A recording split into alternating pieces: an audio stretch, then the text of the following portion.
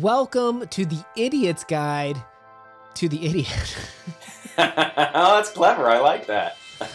We're embarking on a 4-part journey where Mr. Crypto and I are in the prime of our lives, according to General Epanchin today. So we created a Before You Read. That's where we're going to have like biographical information and all the stuff we wish we had known before starting this book. Today is going to be focusing on just part 1, if you will. So speaking about talking of things, wow, does this book open up with a plethora of focusing on people's faces. Can you imagine if real life was like this? Like, I'm just like, this is my friend Crypto. He's got a relatively pleasant face, a strange amount of peach fuzz just hanging off his triangle-shaped chin over here. Oh, I like triangle shaped better than like, those other shapes that they give chins. I think it's fairly obvious to say that books are in a unique silo, right? When we think about television, TV shows, even comic books, you have this visual way of presenting information where words support that. This is where words are the primary forces that drive readers, and it's reasonable to assume, okay, we do need to describe the faces, but Dostoevsky goes out of his way to call out how characters' faces look. I mean, let's talk about Myshkin. His face was decidedly a pleasant one for all that. Oh, that's sweet. That's a pleasant main character face if I've ever seen one, right?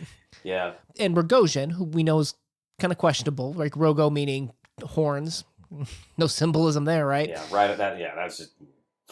He's described as having a malicious smile, but his forehead was high and well formed and atoned for a good deal of the ugliness of the lower part of his face. And you can see very easily he's kind of painting these pictures of who are really these characters, because we do see in this first part, Rogozhin, not necessarily the best of guy. Myshkin, probably the best of guys there could be. Very pleasant. But he does a great job of it, though. I mean, I can close my eyes and picture Rogozhin and think, okay, so he has that kind of maybe poor smile, where it creases down, and he has that, receding hairline. So yeah, we're in our primes of our lives, obviously kind of written here, but you feel that he's aging a little bit, and it does paint a very pretty picture. And I think that's kind of very relevant for the times too, because photography was very new in the world, and Dostoevsky might not have seen a lot of pictures. So I think it's a brilliant move to kind of draw people into the story, especially in the beginning when he's kind of bombarding you a little bit with all the different characters. Oh, for sure. And I think he's drawing your attention to it because the word face, at least in my translation, appears 278 times. Woo! Wow. That's a lot. And it's worth pointing out, too, that I think there is a very emotional climax to kind of when they're talking about the guillotine. First of all, weird party breakers like, hey, guys, how you doing? You guys want to talk about the death penalty? Like, it kind of reminds me. This guy's a lot of fun at the parties, isn't he? It kind of reminds me of The Bet by Chekhov. You remember that story where it's just like a party and they make this bet that ends up into this bravado experience, but it's all meant to say, what is the value of life? Like, what should you be doing? What is the best way to live? And this story kind of explores that a little bit too, the way they talk about the honesty of faces and how it's like the last 5 minutes that before the prisoner's going to die, that he asks, like, to see a picture painted of that would be the true self. And it's only then that they start living and really start appreciating what they have in life. It all starts with that honesty of the face and how face-to-face communication, even today, is very important for how much we trust someone, I would say. It is very interesting that how that dynamic hasn't changed much over really the centuries, where we see and you notice how quickly Rogozhin kind of flips out about getting information that obviously is a complete rumor about Natasia's marriage, and that if you'd seen this from somebody's face, you know that it was a rumor, because we have little hints and lies about micro expressions on our faces, and that there's nothing better than open face-to-face communication, because it is more pure, I feel like. That's true. And you can even compare that to Ganya, right? When he's like writing Aglaya the letter, like, hey, if you will marry me, I won't marry Nastasia instead. Hint, hint, wink, wink. Like, that's like sending like the text message breakup, like by nowadays standards. Like, you should probably have that conversation about marriage to their face and not through a nonverbal like method such as writing a letter, I would think. Well, today it would be just like emojis. It'd be like the hug emoji, some type of cross, and then like I don't know I'm out emoji. I don't know. Well, it's worth saying that face-to-face communication still moves the world forward primarily hundreds of years later that we are today. And I mean, this isn't probably the most interesting part of the book. I certainly wouldn't start a 4-part major discussion series on this channel with that being our first point that we'd bring up.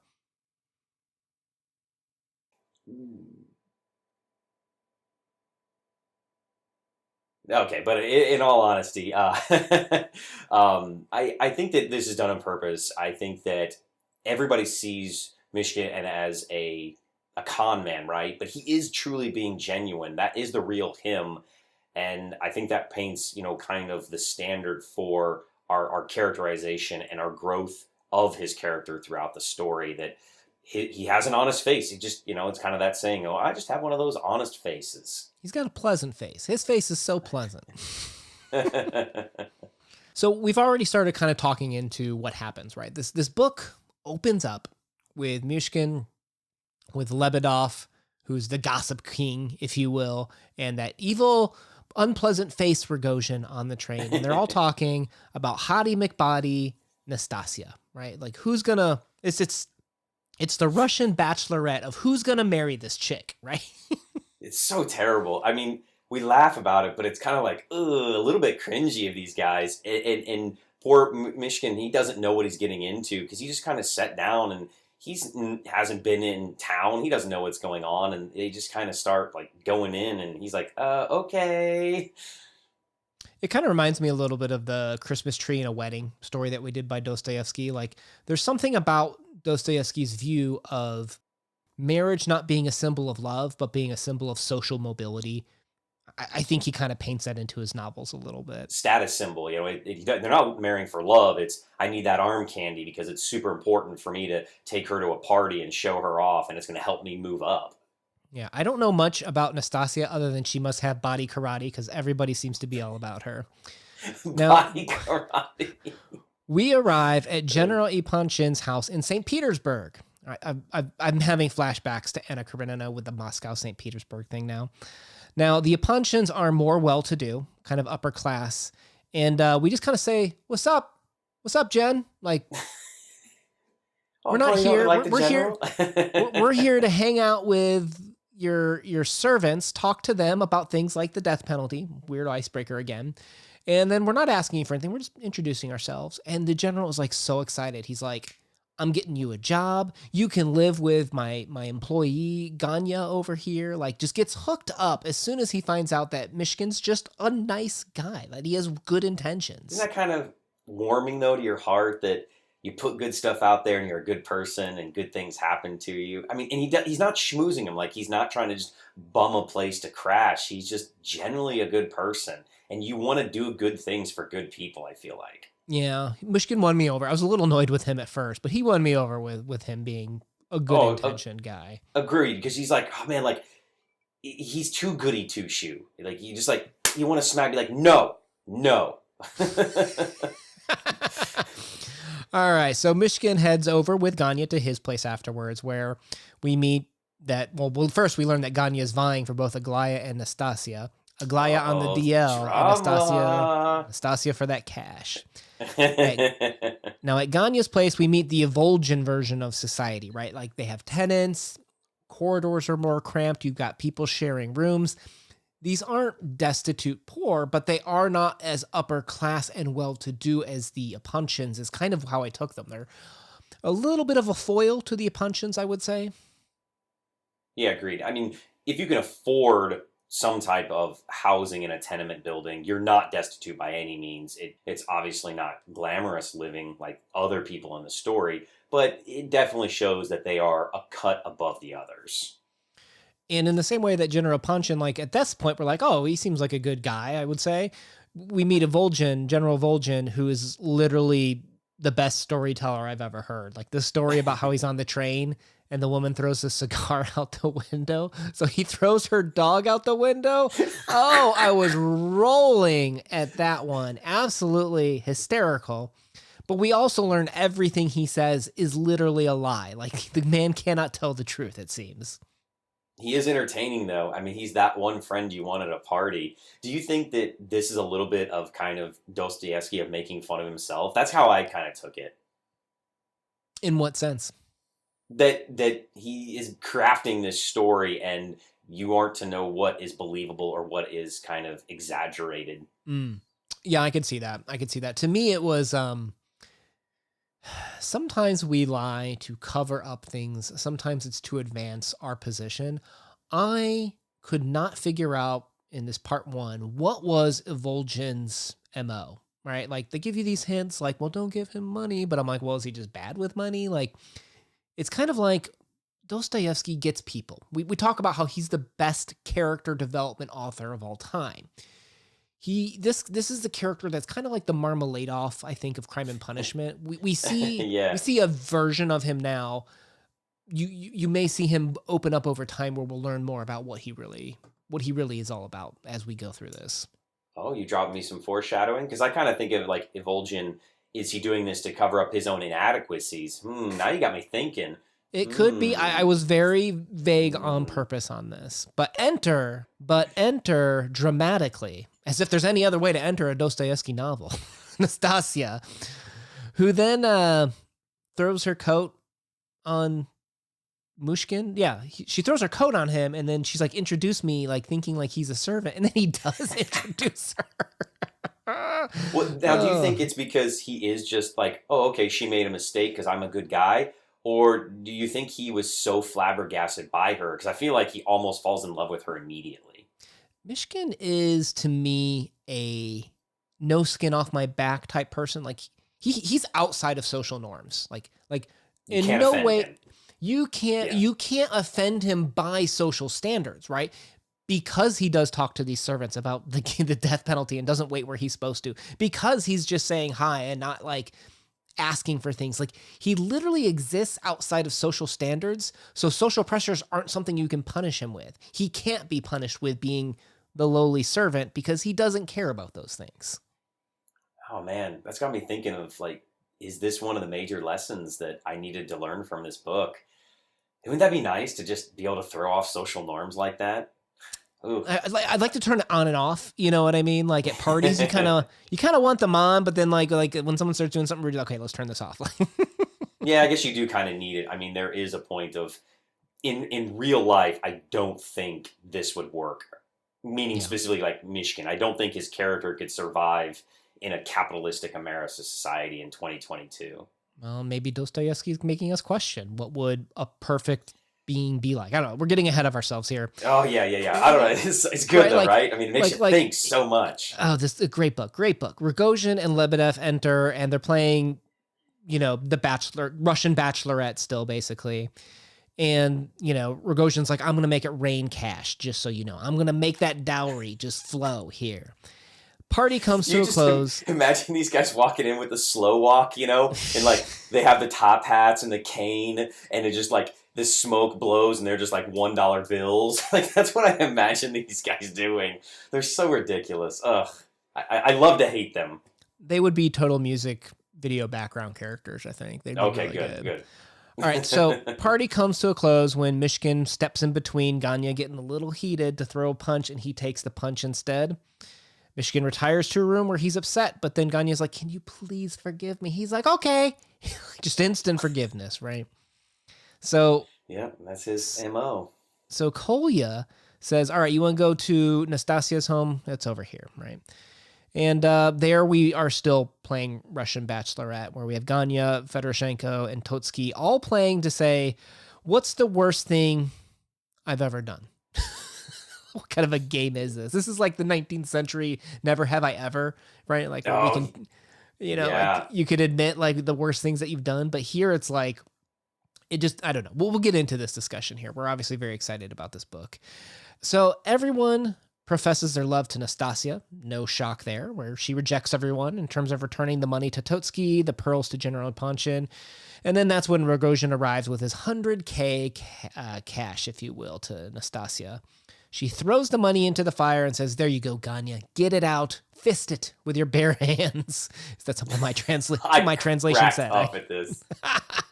It cracked up, but it was so intense. This was definitely like one of those scenes like right before the curtain comes down because it was so intense. But this is the end of the episode. Cut to black right there as you zoom out of the money burning in the fire. Yeah. And Ganya kind of has his breakdown. He can't do it. Like you see him go through his crisis, if you will. She takes the money out, leaves with Rogozhin in a disgraceful manner, kind of end plot for part 1 is what I'd say. And man, Nastasia, I went through this phase of like feeling for her, but then also kind of like, I don't know, I'm like angry at her. Like she kind of reminds me of, what's the best way to describe this? Kind of like an OnlyFans like account holder where like she says, oh, I'm not simping for these guys or this money, but she's totally beholden to the request, right? Like she's liberated by like, oh, I make all this money, but she's also beholden to it in a sense too. Like it's a parasitic relationship, I would say, with her.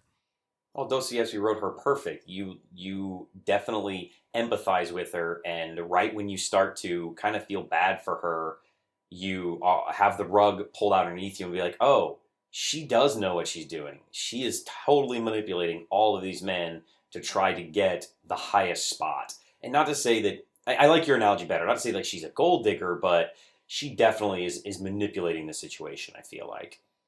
Oh, she knows what's going on because if you look at it, when they play this game, and General Ipanshin and Totsky admit their worst thing, they've both done worse things to her, right? In terms of General Panshin trying to have an affair with her, right? Which I view as worse than scolding this woman and then turning it around to be a good story about your past. And then Totsky most likely abused her as a little girl, right? They talk about him being an unreserved sensualist, how he can't control himself, how he whisked her away to this cabin out in the middle of nowhere. Like, my mind's kind of like, I feel like I'm being, like, all of these are hints that he most likely abused her, and he's buying off his grief, his sin with this money is almost like what he thinks he can do. And this is why it's the brilliance of Dostoevsky, this roller coaster of emotions. You're sympathetic for her, then you kind of see what she's doing and manipulating the situation, and you get kind of mad and be like, oh, she knows what she's doing. And then you get this reveal, and you kind of are pulled back again, and you jump on her side and be like, oh, well, they deserve what she is doing to them.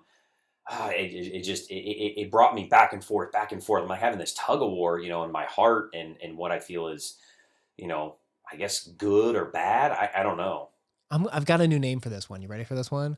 Okay. So we talk about Dostoevsky having like these roller coaster ripping rides. I'm going to call it the Dostocoaster. That's what I'm on right now, and I feel like my seat's like not latched all the way down either. I'm like, I'm flying out. So let's talk about money and intentions a little bit more, right? So giving money, okay, loaded question here. And this is going to be very open. I just want a very quick answer of yes or no. Giving money, good or bad? No other context. Bad.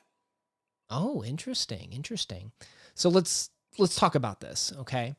So General Ipanshin meets Myshkin, and he doesn't want to give money to beggars, right? It's only once Myshkin's just like, yeah, what's up? Just wanted to meet you. How you doing? You doing good?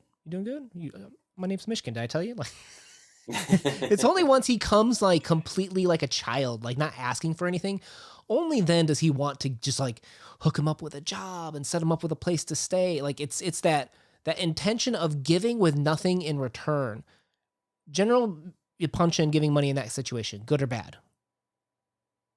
I think bad still. I feel like It's a crutch. And that people become reliant on that. Maybe not Myshkin, because he is supposed to be our perfect, ideal person, and it won't see the greed in it of easy money. But I think that, and maybe that's the point of only this guy is somebody that you should give your money to. Okay, well, I was setting you up, and now you totally ruined it. I'm sorry. Now you're on a Dosta coaster. I'm on the Dosta coaster with you right now. My view of this was kind of like philanthropy of giving with nothing in return. I will say, I will speak for some portion of the audience out there that may also feel that that was a good thing, right? Like helping out others in need of it with no expectation of return. Some may view that as good. I think I get your point being the give a man to fish, he eats for a day, teach him to fish, he lives for a lifetime, something along those lines. And But we know how religious Dostoevsky is. I mean, this is his version of it, I feel yeah, like. yeah. Let's talk about Rogozhin because I think we're going to agree on this one. Oh, this scumbag? I mean, interesting character, I will call him. Sorry. So he's purchasing the highest level of OnlyFans Nastasia that there is, right? He's giving Yeah, her he's all got the this premium money. package. Yeah, okay. Good or bad form of giving money there? Good. Because his intentions are pure or known. I don't know. Bad, obviously. I mean, he's obviously like buying her freedom, buying some morality from her. I think that one's pretty easy. Now here's another one. Generally, Punchin tries to give Nastasia a pearl necklace.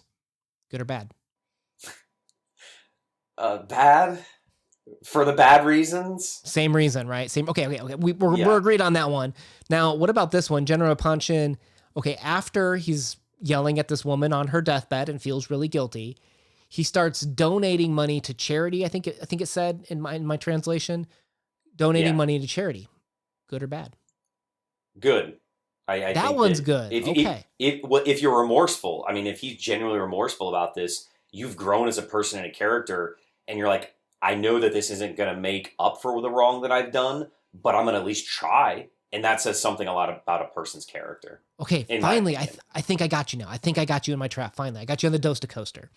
So, to me, another way, and it's totally fine to say that's good because that charity is a good thing, I think, right? But at the same time, maybe he's buying off his grief. Maybe he's buying off his shame in a sense. And I would compare that now to Totski, who is at the same time trying to buy off his grief and sin of what he may have done to Nastasia at a young age by trying to give her money to get her just to kind of go away and be quiet. So I think at the end of the day, regardless of you guys out there listening to us now, of whatever you chose, I don't think any of this means you're a bad person no matter what you chose. What I think it means is intentions matter, not just your actions. And I think that's kind of a big part of this book is what are your intentions when you do things, not just what you do. Because if you look at our laws, particularly, I'll speak for America here, our laws are not really written from an intention standpoint most of the time. It's more about did you do this or did you not? Like confirm provable fact as opposed to intentions that you can't improve or prove out. And I think it's this struggle Dostoevsky had with his whole life of laws aren't enough, but morality must come into the picture because that's what really matters, I think, in these situations is that intention and pushing of goodwill into the world. I know I'm very mixed. Again, I'm on the coaster here because I first want to say that the intentions of this don't matter, and that's kind of the point of Myshkin is what he does doesn't really matter. Everybody just genuinely seems to like the guy, and everything seems to be falling into place for him as the story unfolds. And I see your point, and I think about a lesson that I used to teach my students is in Florida here, there was an incident where kids went out and their intent was to have a practical joke, and they pulled up a stop sign, and the next day somebody ran the stop sign and hit and killed somebody, and the law is you're supposed to stop, and the person that didn't stop getting in trouble, but they found the kids that pulled the stop sign, and they got vehicular manslaughter and went to jail for it. So, like, intentions do matter, but they don't matter. And does it matter the intent of the person, the intent of the person that they're trying to help? Do they receive that help in a graceful manner or not, or understand their intent? I don't know. It's very complicated, obviously, and I don't think there is a right or wrong answer here. Yeah. Well, I think there's a difference, though, too, between intent and then the action of pulling safety and potentially causing harm to others, regardless of your intent. Like there might be an overriding factor there, too, is one way to look at that situation. Yeah, it's a web, and I guess that's what it is I don't think it's as clear-cut as intent and not intent. I think there is more to it than that. And that's why I'm very confused on it, as I don't know how I feel personally about it, as many of our viewers may be as well. And now that we're all depressed with these sad stories, well, and to be clear, I also said intent matters. I didn't say intent was the only thing. Just to clarify that point. That's true. You're right. The next thing that we could talk about is what makes life good, right? Because here's one of the things. I Googled these names because every time we read a Dostoevsky, we have to spend a couple minutes talking about the name translations, right? So I'm like, okay, what does Myshkin mean? I don't know. What does Lev mean? You'd think I'd know Lev because you'd think all the Tolstoy that we've read, I would have looked that up by now. True. I thought we did look that up once. If we did, I'm stupid and I forgot. But I looked it up, and Lev means Lev means lion, and Mysh in the Myshkin means mouse, which I did not know. Now, when I did this, I stumbled upon someone else's point. So I'm sharing someone else's point here. But they said, hey, there's some comparisons here with Aesop's fables, where there's the mouse and the lion, where the lion captured a mouse, and then he's just like, okay, I'm going to let you go. Pay me back with a favor one day. And then when the lion gets caught one day, the mouse frees him, which shows you that regardless of one's stature, strength, like you can always look for help from others. Like you don't just have to have help from, I guess, people of strength. And I think you can kind of view Myshkin's characters that way too, right? In terms of him being meek. You can make fun of him, call him a servant, make me announced into this room, even though you're a prince. But as soon as you go to strike that sister, the girl in the room, he's going to take that blow for you. Like he's the mouse when it comes to himself, but a lion when it comes to protecting others is one way to look at this character. Wow, that's beautiful. I didn't think of that before. That's really cool. Man, now here's a lot of layers to this book. Here's my addition is you'll notice he kept talking about that dang donkey. I know there's something there with that donkey. Now this one's mine. Is there an Aesop fable about donkeys too? There is. I looked this one up. I'm like, is there a lion and a donkey? And there is one where cool. Where basically this donkey finds lion skin on the ground, puts it on to go into a town to scare everyone and steal food. And then he does. Yeah, I've heard this one. Yeah. It's kind of like The Boy Who Cried Wolf. He does it a couple times. Villagers catch him and then beat him. So the idea is don't pretend to be something you're not. Right. So that's one thing. And I was like, okay, well, I can kind of see that with the prince is himself as opposed to everyone else who's putting on this facade, like adhering to social pressures as opposed to Myshkin's just being the donkey. Right. I was like, well, maybe that one. But there's another one with the lion and the donkey again, where the lion's like all proud. The donkey kind of like brays, laughs at him, insults him. And then the lion's like, okay, well, look at who's saying it. And he just moves on, doesn't get upset. And that's kind of the same thing with Myshkin too, where you could say whatever you want to him, but he learns to know himself and not take validation from others. So regardless of whether Dostoevsky meant that or not, who cares? It's in the story. That's the analysis, right? And we can take it that way. And I think it's a beautiful interpretation. And I think that it helps give a lot of clarity to why he does the things that he does or doesn't do for that matter. Well, and I think that leads us to what is a good life? What makes someone a good person or beautiful for that matter? And what Dostoevsky does try to do, because he stated this, I think it was like in some letters when you look it up, he talks about how he did try to write, I don't know if I totally agree with how it was executed, but he said he did try to write Myshkin as kind of like a Christ-like figure or the embodiment of Christ. I don't know if I took it that exact way, but there were some things like in terms of how children just flock to him, right? Like, clearly, that's kind of evoking Matthew 18, chapters verses 1 through 5, in a sense, with the who is the most powerful in the kingdom of heaven, and be like children to come to heaven, et cetera, et cetera. You kind of have like those comparisons. You've got compassion for the fallen, right? Like you talked about earlier, like the pity for Nastasia.